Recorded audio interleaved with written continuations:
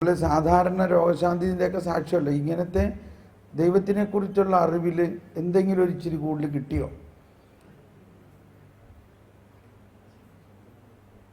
അതൊക്കെ പറയുമ്പോഴാണ് ആ രീതിയിലുള്ള ഒരു ഒരു ബോധ്യങ്ങളുടെ പങ്കുവയ്ക്കലുണ്ടാവണം. ബോധ്യങ്ങൾ അത് പങ്കുവയ്ക്കുമ്പോൾ നമ്മളിൽ പങ്കുവയ്ക്കുന്ന ആൾക്ക് തന്നെ ഒരു ജ്ഞാനം കിട്ടുമെന്നാണ് ജ്ഞാനത്തിൻ്റെ പുസ്തകത്തിൽ പറയുന്നത്. ജ്ഞാനം മറ്റുള്ളവരോട് പങ്കുവയ്ക്കുമ്പോൾ ആ പങ്കുവയ്ക്കുന്ന ആൾക്ക് കൂടുതലായി കിട്ടും. ഇതിപ്പോൾ നിങ്ങളെ ആകർഷിക്കാൻ വേണ്ടി പറയണതല്ല, ഒരു കാര്യം പറഞ്ഞതാണ്. ആർക്കും ഒന്നും പറയാനില്ല. ഒരു സഹോദരി ഓടി വരുന്നുണ്ട്.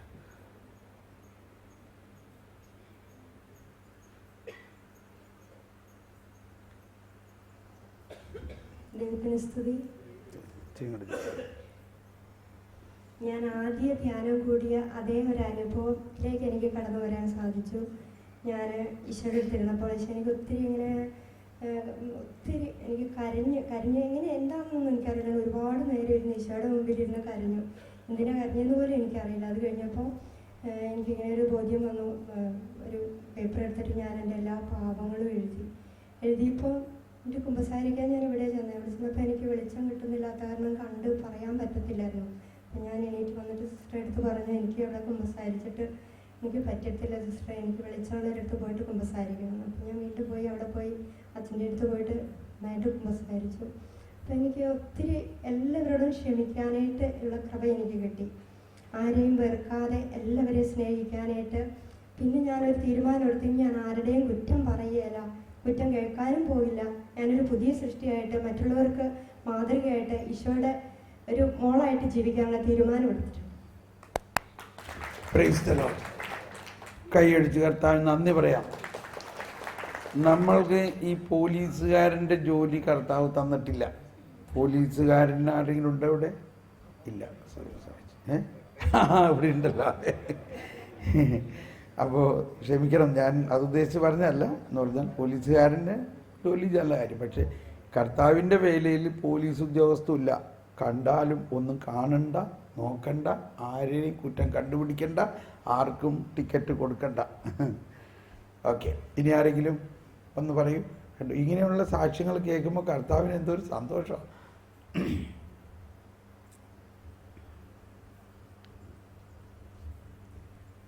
എനിക്ക് ഈ ഫരീസയ മനസ്ഥിതി എന്താണെന്നുള്ളതിനെ കുറിച്ചൊരു അവബോധം കിട്ടാനായിട്ട് ഞാൻ മനസ്സിലാക്കുകയാണ്. കർത്താവിൻ്റെ കരുണയിൽ കൂടുതൽ ആശ്രയിക്കാനായിട്ടുള്ളൊരു കൃപ ദൈവം തന്നിരിക്കുന്നതായിട്ട് തോന്നുന്നു. ഞാൻ അതിനെപ്പറ്റി ചിന്തിച്ചു കഴിഞ്ഞപ്പോൾ എനിക്ക് തോന്നി ഫരീസയ മനസ്ഥിതി തന്നെയാണല്ലോ ഈ മറ്റു മതങ്ങളിലൊക്കെ കാണുന്ന ഒരു നിയമാനുഷ്ഠാനം വഴിയായിട്ടാണ് സ്വർഗം കിട്ടുന്നത്, അല്ലെങ്കിൽ മുക്തി കിട്ടുന്നത്. ഹിന്ദുയിസത്തിലാണെന്നുണ്ടെങ്കിൽ കർമ്മത്തിൻ്റെ ഫലമാണ് മുക്തി എന്നുള്ള രീതിയിലൊക്കെയാണ് പഠനങ്ങൾ. അപ്പോൾ അത് തന്നെ വാസ്തവത്തിൽ മറ്റു മതങ്ങളിലെല്ലാം തന്നെ ഈ ഫരീസയ മനസ്ഥിതിയുടെ ഫലം, അല്ലെങ്കിൽ ഫരീസയ നിയമാനുഷ്ഠാനത്തിൻ്റെ ഫലമാണ് രക്ഷ എന്നുള്ളതിൽ നിന്ന് വളരെ വ്യത്യസ്തമായിട്ടുള്ള രീതിയിൽ ദൈവത്തിൻ്റെ കരുണയിൽ ആശ്രയിക്കാനായിട്ടും ദൈവത്തിൻ്റെ കരുണ വഴിയായിട്ടാണ് രക്ഷ സാധിക്കുന്നത്, പാപമോചനം സാധിക്കുന്നത്. അതുവഴിയായിട്ട് നമ്മൾ വിമുക്തരാകുന്നു, നന്മ ചെയ്യാനായിട്ട് സ്വാതന്ത്ര്യത്തിലേക്ക് നമ്മൾ കടന്നു വരുന്നു എന്നുള്ള ഒരു ഗ്രാഹ്യം എനിക്ക് ലഭിച്ചു. കൈയടിച്ച് കർത്താവിന് നന്ദി പറയാം. Very good, praise the Lord. Johnson വരുന്നു. ഞാൻ ആദ്യം ഇവിടെ ധ്യാനം കൂടിയപ്പോഴും ജോൺസൺ ധ്യാനിപ്പിച്ചായിരുന്നു. ബോംബെയിൽ വന്നപ്പോഴും ജോൺസൺ പൂവത്തിങ്കൽ ഉണ്ടായിരുന്നു. ജോൺസൻ്റെ ടോക്ക് ഞാനാണ് ട്രാൻസ്ലേറ്റ് ചെയ്തത് ഹിന്ദിയിൽ. അന്നൊരു ഹിന്ദി ബൈബിള് ഞാൻ കൊടുത്തിട്ടുണ്ടായിരുന്നു. ഇപ്പോഴുണ്ട്. മനുഷ്യന്റെ അടിസ്ഥാനപരമായ ഏറ്റവും വലിയ പ്രശ്നം മരണമാണ്. മരണത്തിനൊരു സാധൂകരണം കിട്ടുക എന്നതാണ്. എന്തുകൊണ്ട് മനുഷ്യൻ മരിച്ചു എന്നതിൻ്റെ ഏറ്റവും കൃത്യമായ ഉത്തരമാണ് ഇന്ന് തോമസ് പോൾസ് നടത്തുന്നത്. ദൈവശാസ്ത്രപരമായി ഇത്രയേറെ വാലിഡ് ആയിട്ടുള്ള ഒരു സ്റ്റേറ്റ്മെന്റ് ഞാൻ കേട്ടിട്ടില്ല. ഒരു മനുഷ്യൻ മൂലം പാപം മൂലം മരണം ലോകത്തിൽ പ്രവേശിച്ചു എന്ന വാക്കിന്റെ അർത്ഥം ഇന്നാണ് എനിക്കത് കൃത്യമായിട്ട് മനസ്സിലാവുന്നത്. കാരണം പാപം വന്നതുകൊണ്ട് തന്നെ മരണം ഒരു അപരിത്യാജ്യമായ അനുഗ്രഹമായിരുന്നു. ഇപ്പോൾ ആ മരണത്തിനെ കുറിച്ചിട്ടുള്ള എല്ലാ എന്താ പറയുക, നേരത്തെ ഉണ്ടായിരുന്ന എല്ലാ വീക്ഷണങ്ങളും മാറിയിട്ട് മരണം എന്ന മനുഷ്യന് എന്നേക്കും ആത്മാവ് ജീവിക്കാൻ വേണ്ടിയും ദേഹം അഴുകി പ്രപഞ്ചത്തോട് ചേരാൻ വേണ്ടിയുമുള്ള ദൈവത്തിന്റെ അനുഗ്രഹമായിട്ട് സാർ അതിനെ ചിത്രീകരിച്ചു. വളരെയേറെ മനസ്സിലത് തട്ടി, അത് ഒരുപാട് വാക്യങ്ങൾ മനസ്സിലാക്കാൻ, മരണത്തെ സംബന്ധിക്കുന്നതും പാപത്തെ സംബന്ധിക്കുന്നതുമായ ഒരുപാട് സ്റ്റേറ്റ്മെന്റുകൾ, ദൈവ പ്രബോധനങ്ങൾ മനസ്സിലാക്കാൻ ആ ഒരു പ്രത്യേക സംഗതി എനിക്ക് ഉപയുക്തമാക്കി. ദൈവത്തിന് നന്ദി, സാറിന് നന്ദി.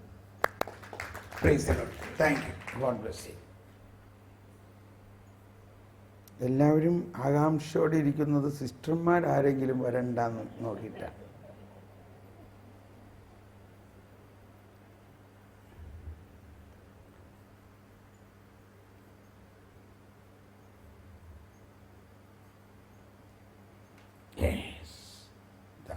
നമുക്കൊരു വെൽക്കം കൈയടി കൊടുക്കാം.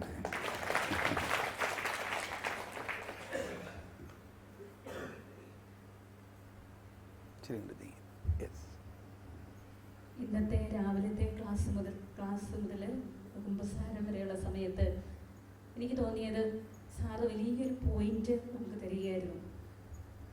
ഒരു പോയിന്റിൽ വെച്ചാണ് മുഴുവൻ വചനവും സാർ വ്യാഖ്യാനിച്ചു. അത് are you a Christian or a ഫരിസയൻ?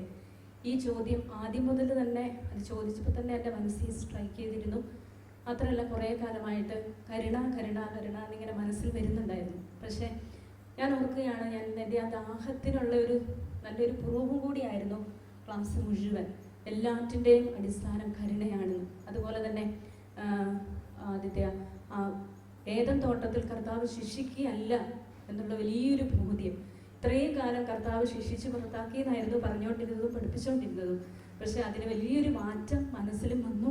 കുമ്പസാരത്തിൽ നന്നായിട്ടത് അനുഭവിച്ചു. ഒരു പുതിയ സൃഷ്ടിയായ ഒരു അനുഭവം എനിക്ക് എക്സ്പീരിയൻസ് ചെയ്യുന്നുണ്ട്. Thank you. ഇനിയും ആർക്കോ വരണമെന്ന് തോന്നുന്നുണ്ട് കേട്ടോ. അതെനിക്ക് ഇവിടെ ഫീൽ ചെയ്യണം. വേഗം വരിക, നിങ്ങൾ മടിച്ചിരിക്കാണ്ട്.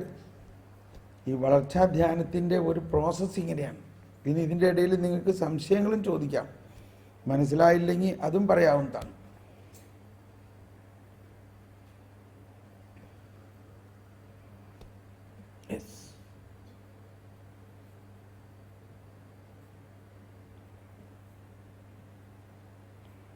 ഞങ്ങൾ പണ്ട് ഇൻഡോറിൽ കണ്ടിട്ടുള്ളതാണ്. എത്ര വർഷമായി. ഓ പ്രൈസ് ദ ലോർഡ്.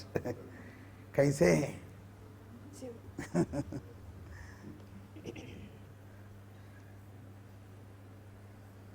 ഞാൻ കുറച്ചു കാലമായിട്ട് കുറച്ച് സംശയങ്ങളുമായിട്ട് നീങ്ങുമായിരുന്നു.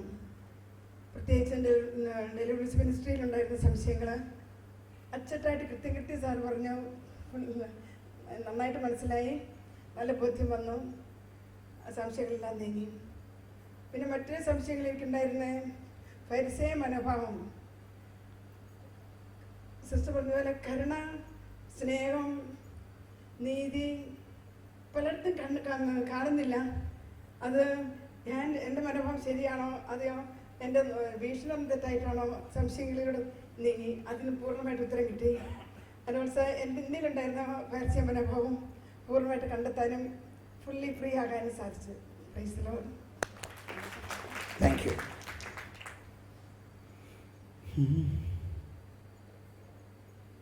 ഇനിയും ആരോ വരാനുണ്ടല്ലോ.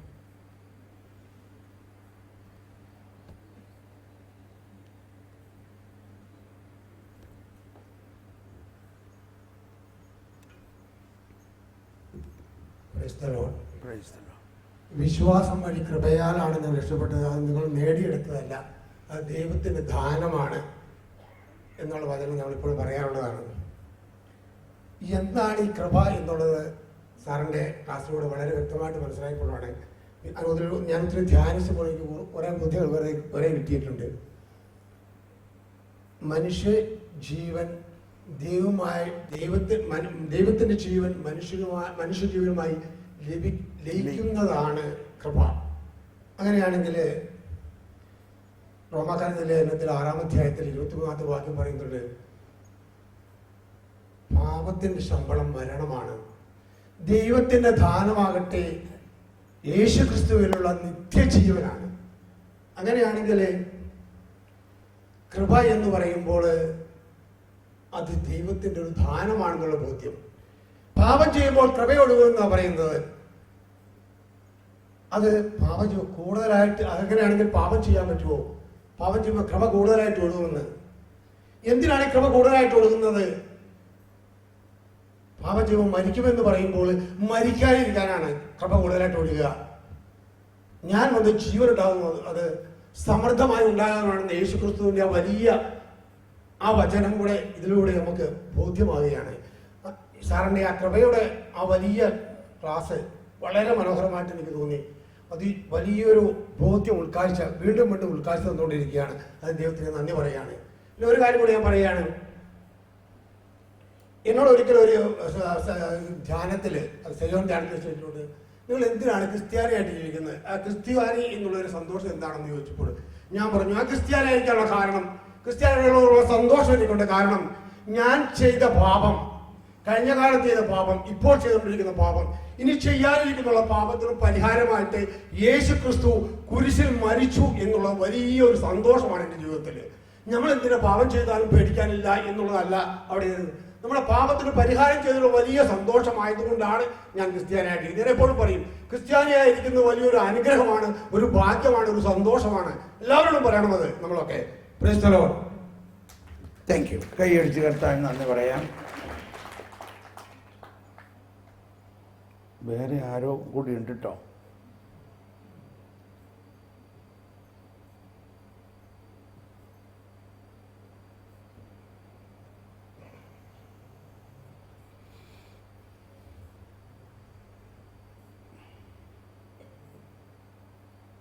കൊച്ചു സിസ്റ്റർമാരാരും വന്നില്ലല്ലോ.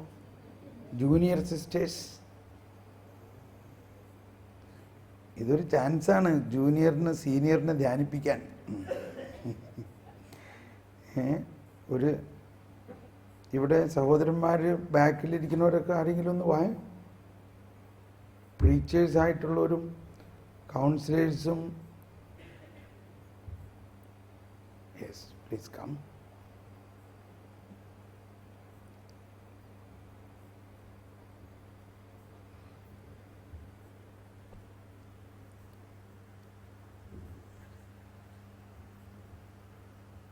ആദത്തെ ഹവ്വയും ഡിസ്മസ് ചെയ്തതാണ് ചിന്തിച്ചത്. പക്ഷെ ഡിസ്മസ് അല്ല, അവിടെ ശരിക്ക് ഉയർപ്പാണ് കിട്ടിയെന്നുള്ളൊരു ബോധ്യം എനിക്ക് കിട്ടി.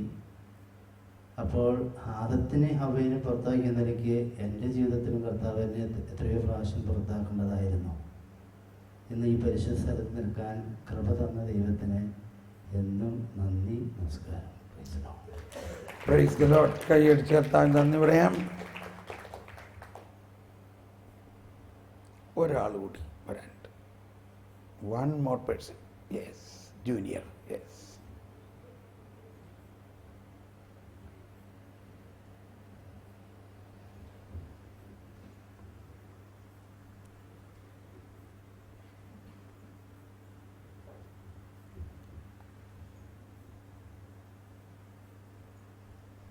ആദ്യത്തെ ഹവ്വായെ ആ ഫലം ജീവന്റെ വൃക്ഷത്തിൽ നിന്നുകൂടി പറിച്ചു തിന്ന് അവൻ അമർത്തനാകാൻ പാടില്ല. അപ്പം ഞാൻ ചിന്തിച്ചിട്ടുണ്ട്, അമർത്തനായതുകൊണ്ട് ദൈവത്തിന് എന്താണ്, ദൈവത്തിന് അസൂയായിരിക്കും, അങ്ങനെയൊക്കെ ഞാൻ ചിന്തിച്ചിട്ടുണ്ട്. പിന്നെയാണ് എനിക്ക് മനസ്സിലായത്, പാപത്തോടു കൂടി അവൻ മരിച്ചാൽ പിന്നെ ഒരിക്കലും അവനെ രക്ഷപ്പെടുത്താൻ സാധിക്കുകയില്ല.